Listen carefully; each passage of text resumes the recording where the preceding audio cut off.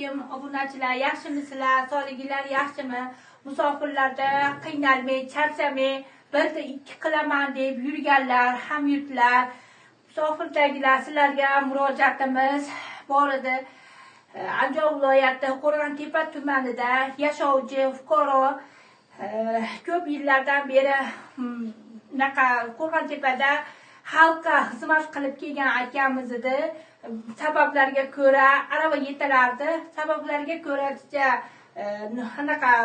oyoqlaridan shikoyatlari bor, bemorliklari bor. Sizlar men aytaman, murojaatimni o'zi qilib savollarimga javob beradi. Assalomu alaykum aka. Assalomu alaykum. Yaxshimisiz? Sog'ligingiz yaxshimi? Nima bo'lyapsiz? Nimaga Mixil bozorga chiqqan ekansiz? 9 oydan beri yiqilib tushganman shu eshikda. 9 oydan beri yiqilib tushib, hali dardimni hech kimga aytmadim. Karta ochib bering dedi, karta ochib berdim. Mixilga bozorga borib, Mixil bozor degan yordam berishdi endi. Siz ham qo'lingizdan kelganicha Xudo xohlasa Alloh rozi bo'lsin. Yordam bersanglar yaxshi bo'lardi. Ashunga jindak mablag'ga yetmayapti. Oyog'im. Operatsiya qildirasiz, nima qildirasiz? Operatsiya qildirish kerak oyda oxirida. Operatsiya nima qilish kerak ya? Siz tozalatishim kerak. Qayerda qildirasizlar aka? Endi bilmaymiz endi Andijonda qildiramiz yo Toshkentda qildiramiz endi Xudo xohlasa. Chet eldami? Chet elga chiqish mumkin emas ekan. Mana shu O'zbekistonda. Misol, Men o'zim hamyurtlar, musofirdagilar sizlarga murojaat qilib qolaman. Mana ko'rdinglar, xalqqa xizmat qilib kelayotgan akamiz shunday bo'lib qolsa, biz qanday yana hozir men hozir telefoningiz qani aka? Telefonim 95lik. Yo'q, telefoningiz o'zini. Mana telefonim bering-da, Osqon. Oddiy telefon ekan.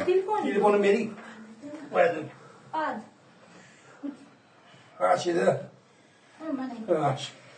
Akalar, men shunday bu xonadonga kelib, biz qaysi asrda yashayapmiz? 21-asrda yashayapmiz, to'g'rimi? Hammamizda kerak bo'lsa, farzandlarimizda ham telefon yaxshiroq. Bu akam telefonini ko'rib,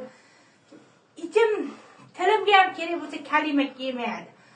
Men shunday alida bo'lib qoldimki, o'zim ham nima demoqchiman, gapirolmay, gap ham topolmay qoldim.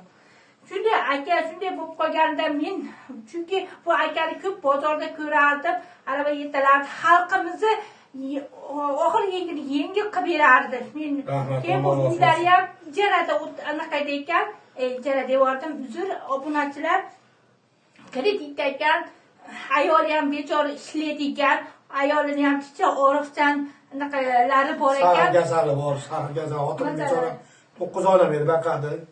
Shu ahvolga tushib qolgan sababim, yordam bersanglar, iltimos. Mendan Allohga qaytsin.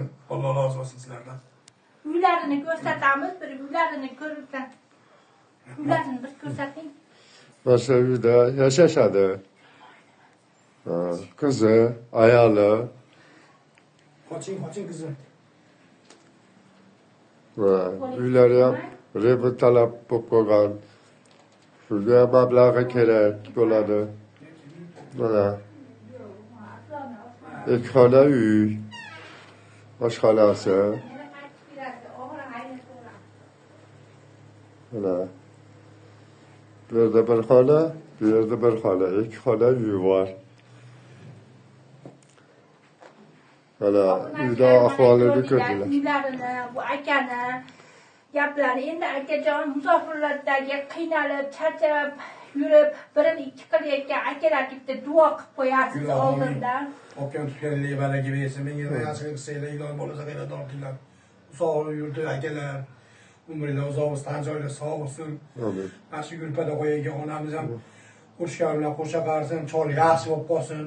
Sog' bo'lsin, ilojim katta hajlarga, umralarga borishga nasib. Amin. Rahmat. Obunachilar, sizlardan ham iltimos qilib qolamiz. Men telefon nomerini, plastik kartalarini o'zinikini qo'yaman akalar, opalar. Iltimos yordam beringlar. Alloh uchun yordam beringlar. Minnat, xizmatlar qilishlardan qolaman. Haydi. Rahmat, Alloh rozi bo'lsin sizlardan. Men tashkilaman.